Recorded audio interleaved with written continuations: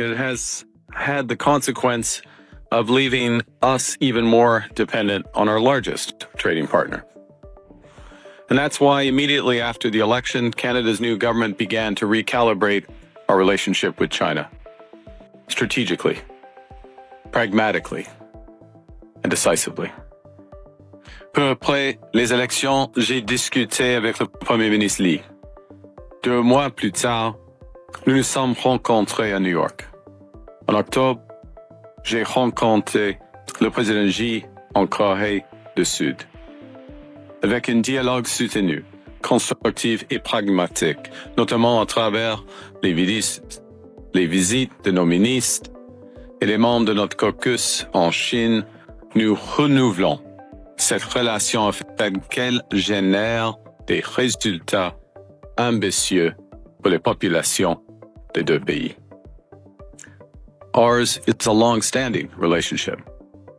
Canada was one of the first Western nations to recognize China in 1970. Over many decades, Chinese Canadians have helped build communities in every part of our country, from dynamic small businesses to schools and hospitals, straight through to innovation across advanced technologies. Partout en Chine, il y a des entreprises canadiennes comme Manuvie, CAE et la Banque de Montréal qui font affaire en Chine depuis longtemps. Leur présence ici bénéficie aussi évidemment à l'économie canadienne. Et j'aurai le plaisir de rencontrer plusieurs de ces entreprises plus tard dans la journée. Je serai heureux de leur parler des possibilités élargies qui s'offrent à elles. There are 2 million Canadians of Chinese descent, leaders across commerce, technology, and culture. Mandarin is Canada's 4th most spoken language. There is much to protect in this relationship and much on which to build and much to be gained. So leveraging our strengths and focusing on areas of alignment, Canada and China can create greater stability, security, and prosperity for both our nations. And to that end, President Xi and I are announcing that Canada and China are forging a new strategic partnership. It will focus on 5 key areas where both our nations stand to make substantial and sustained gains. The first is in clean energy and climate competitiveness, areas where Canada and China have immense strengths and complementary strengths. Second, we're expanding trade, particularly in agriculture and food, where Canada is a reliable partner. Third, our commitment to multilateralism and strengthening global governance comes at a time when all of this is in flux. Fourth, we're deepening engagement in public safety and security to protect our peoples. And finally, people-to-people ties and culture are being enhanced to enrich our lives. To begin, we're leveraging our strengths in energy, clean tech, and climate competitiveness. Canada is an energy superpower in both conventional and clean energies. We have an over 80% clean electricity grid with vast potential to power the clean economy of the future. La Chine est le leader mondial de l'énergie propre, produisant plus de 75% de toutes les batteries de véhicules électriques et plus de 80% des panneaux solaires et plus de 60% des éoliennes mondiales. Avec un partenariat renforcé tant dans le stockage que dans ce qui a trait à la production, nous pourrons coopérer pour réduire les émissions et stimuler de nouveaux investissements massifs dans les technologies et l'énergie propre. China's strengths in electric vehicle sector are undeniable. China produces some of the most affordable and efficient energy-efficient vehicles in the world. And in order for Canada to build our own competitive EV sector, we need to learn from innovative partners, access their supply chains, and increase local demand. And to help deliver the full potential of these partnerships and bring down costs for Canadians, Canada has agreed to allow up to 49,000 Chinese electric vehicles into the Canadian market, with the most favored nation tariff rate of 6.1%. This is a return to the levels that existed prior to recent trade frictions. But it's a return under an agreement that promises much more for Canadians.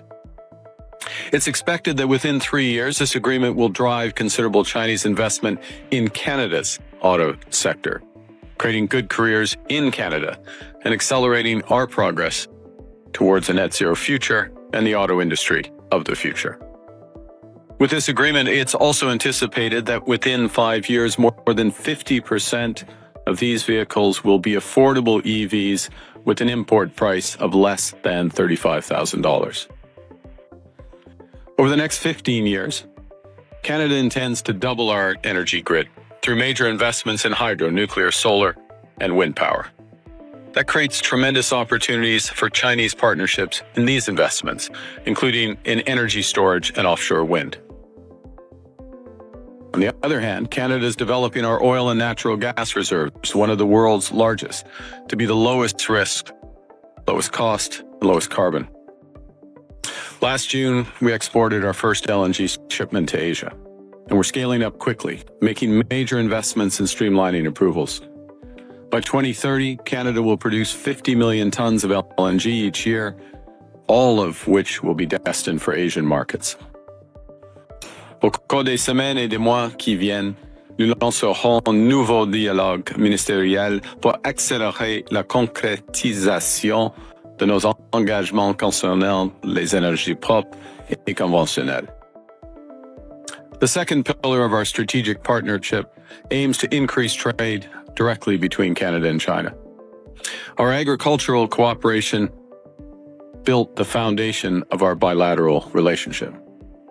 For more than 6 decades, Canada has been a reliable partner for China in food exports. Canadians export more than $7 billion in agricultural products to China each year. China used to be the largest market for Canadian canola seed. We want to not just return to those levels, but to surpass them. And so I'm pleased today to announce that Canada and China have reached a preliminary but landmark trade agreement to remove trade barriers and reduce tariffs. By March the 1st, Canada expects that China will lower tariffs on Canadian canola seed to a combined rate of approximately 15%. China is a $4 billion canola seed market for Canadian producers, and this change represents a significant drop from the current combined tariff levels of 84%. Furthermore, Canada expects that Canadian canola meal, as well as Canadian lobsters, crabs, and peas, will not be subject to relevant anti-discrimination tariffs from March 1st of this year until at least the end of this year. Together, these results will unlock nearly $3 billion of export orders for Canadian farmers, fish harvesters, and processors as they realize the full potential of this market of 1.4 billion people.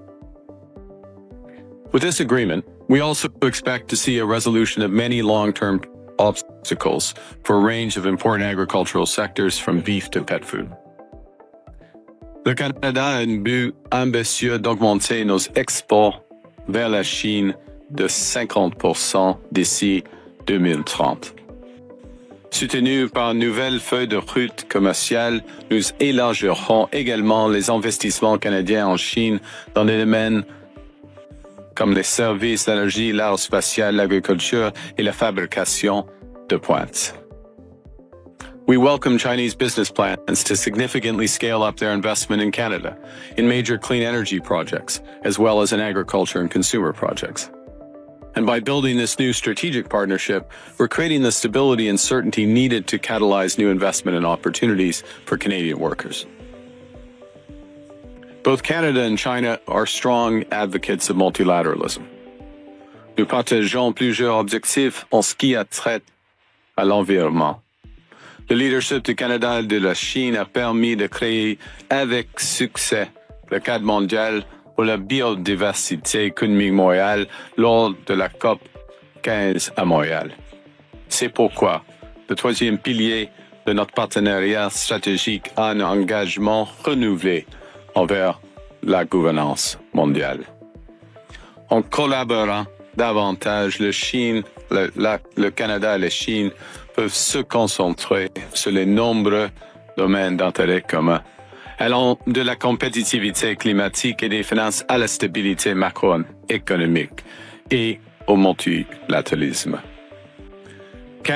China will be the host of APEC this year, and Canada stands ready to support their agenda, focused on strengthening and reinvigorating the multilateral system. Canada appreciates China's support for our bid to host the APEC Leaders Summit in 2029. The fourth pillar of our new strategic partnership is public safety and security. And this is an area where pragmatic and constructive engagement with China is crucial. Through this pillar, our law enforcement agencies will increase cooperation to better combat narcotics trafficking, transnational crime, cybercrime, synthetic drugs, and money laundering. And we will create safer communities for people in both our countries.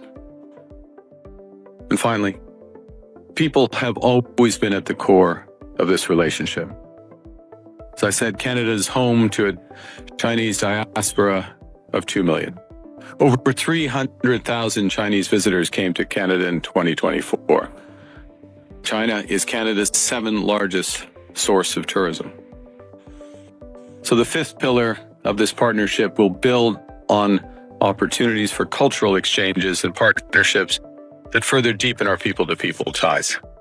That means museums, digital content creators, visual artists, and other creative professionals in our respective countries will have new opportunities to collaborate.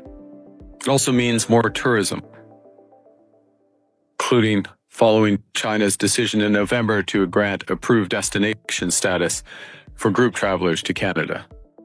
And we're building on this progress, looking to increase travel, exchange, and deepen our cultural ties. I'm very pleased to share that President Xi in our meeting today has committed to ensuring visa-free access for Canadians traveling to China. Nous ne faisons aucune illusion. Le Canada et la Chine ne s'alignent pas sur tout. We're different countries. We have different systems, different histories, different perspectives. Yet, we have much in common. And when we focus on our strengths, when we focus our ambition towards those areas where we have the most in common, Canada and China have done great things. In the mid-1980s, our bilateral trade was roughly $2 billion. In just 2 decades, that increased to $30 billion. Through periods of global tension and disruption, we've created more opportunities for our workers, businesses, and investors by working together.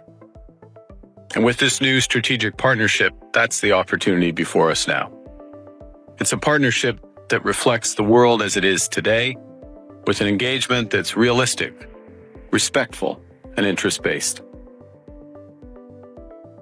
The work in the recent months, the discussions and the meetings over the past 2 days have not been a question of putting things back on track. It's been more a question of designing new tracks that will benefit the people of both our countries. Parce que le système mondial a été chamboulé.